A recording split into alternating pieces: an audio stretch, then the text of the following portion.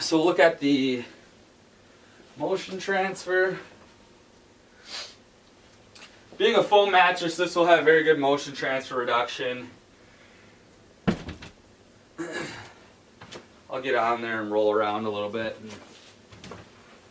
So if I adjust positions, your partner won't have any issues with feeling. I didn't put the center support on the frame here, so the whole thing's shaking a little bit, but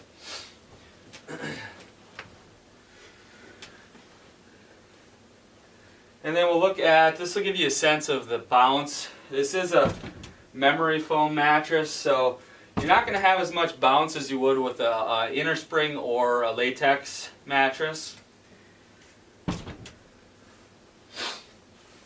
Like I said, it's more of a sinking body hugging feel.